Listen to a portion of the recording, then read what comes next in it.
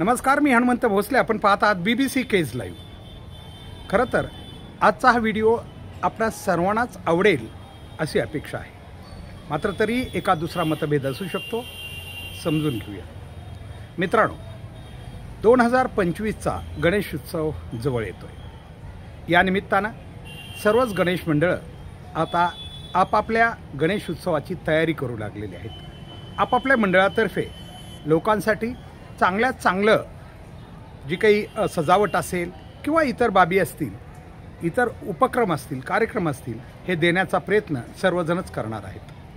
आज मुद्दाम मी आपल्या सर्वांना आठवण करून देऊ इच्छितो.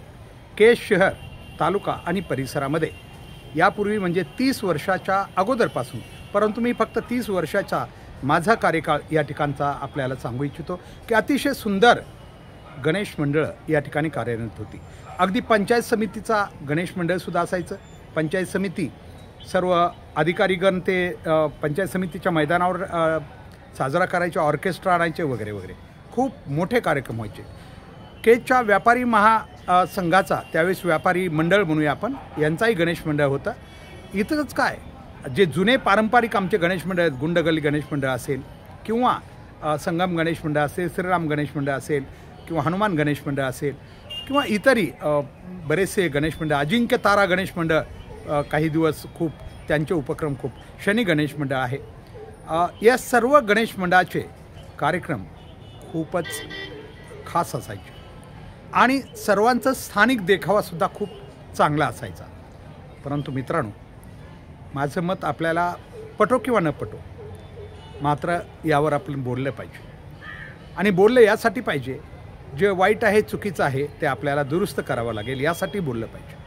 अलीकडच्या काळात आपण सर्वांनी मिरवणुकीतील जी काही आपले उपक्रम आहेत त्याच्यावर जास्तीचा भर दिलेला आहे.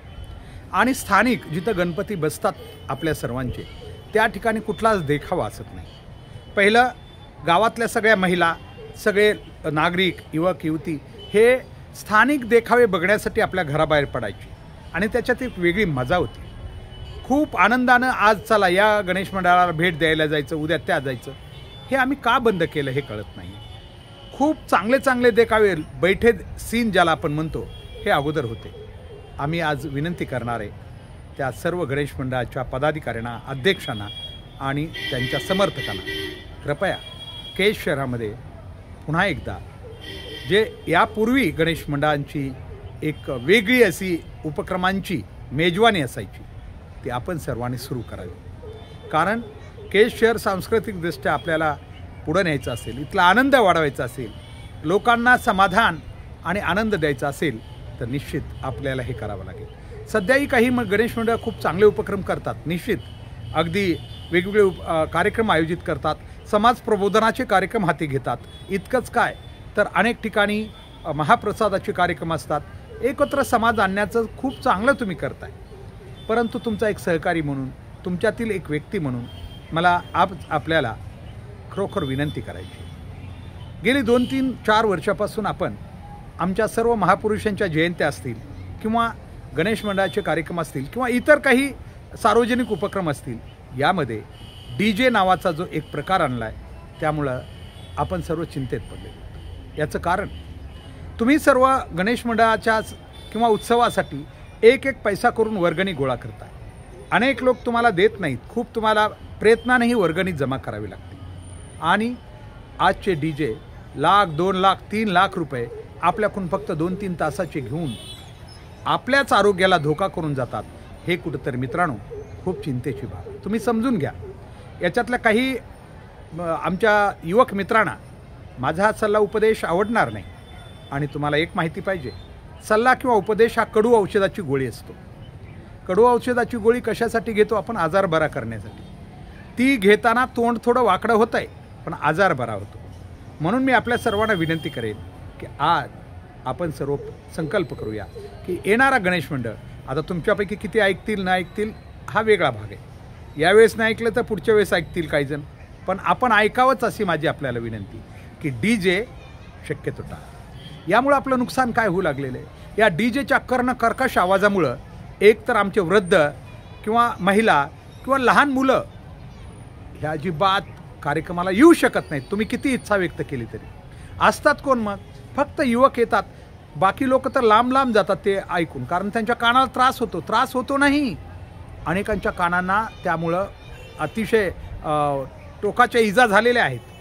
आणि त्यातच पुन्हा अतिशय जी काही प्रकाश किरणं असतात इथं आपण लावलेले काही याचे, तेही इतके ज्याला आपण तीक्ष्ण असतात की त्यामुळेही अनेकांच्या डोळ्याला त्यामुळे अपाय होऊ शकतो.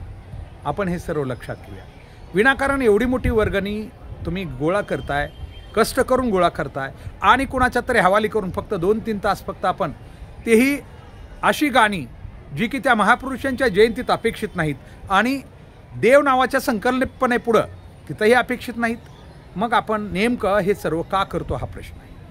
आणि म्हणून जर लोकांना आपले कार्यक्रम पाहायला येत नसेल तर आपण कार्यक्रम नेमकं कशासाठी घेतोय ह्याही विचार आपण करावा. फक्त स्वतःच्या आनंदासाठी आम्ही हे करतो का याचा विचार आपण आता जयंत्यामध्ये आणि गणेश उत्सवामध्ये नक्कीच करावा लागेल.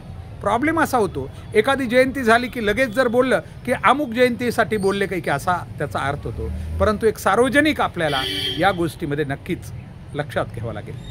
अनेक लोक सहन करतात, नाईलाज आहे, प्रशासनही सहन करते, कारण तुमच्या सगळ्यांचा जोश उत्साह असतो. पण आम्ही म्हणतो असं का? या डीजेच्या जागी जर आपण पारंपरिक काही वाद्य अतिशय नंबर 1ची लावली, हलगे आहेत, खूप तुम्हाला नाचता येण्यासारखी बँड आहेत, बँडवर सुद्धा खूप नाचता येतं, नाही असं नाही.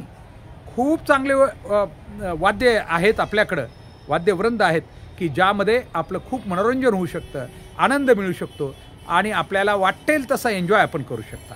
परंतु एक डीजे, मला वाटतं किमान त्या जागी 8 ते 10 वाद्य पथकं आपण लावू शकतो, तेवढा पैसा एक डीजे घेऊन जातो आमचा. याचा अर्थ आम्ही 2 गोष्टी करायला होतो. एक तर आमची पारंपरिक वाद्य त्यांना संधी न दिल्यामुळं ती आता नष्ट होत चाललेली आहेत. दुसरी गोष्ट, त्यांना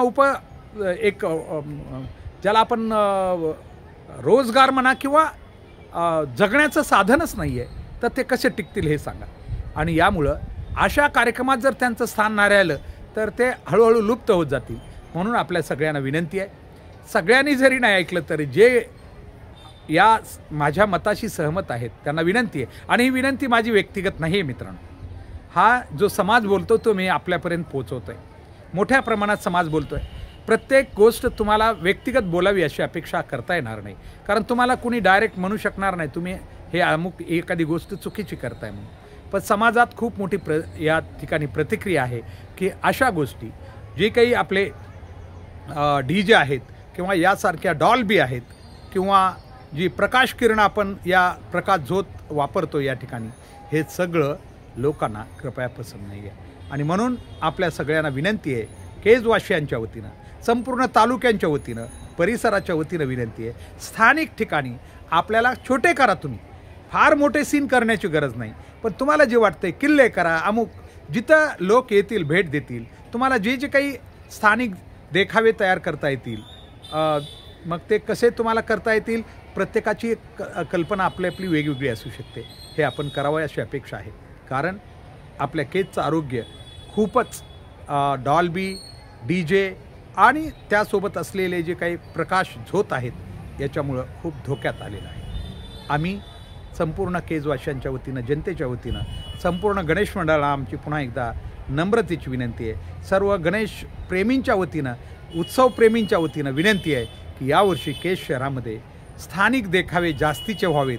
मिरवणुकीतही तुम्ही नक्की, पण मिरवणुकीत जास्तीत जास्त आपण जे पारंपरिक वाद्य आहेत, बँड आहेत, हे यांना संधी द्यावी, जेणेकरून आपला उत्सव हा अतिशय आनंदात आणि निर्विघ्न पार पडेल अशी अपेक्षा. आजच्यासाठी एवढंच. धन्यवाद.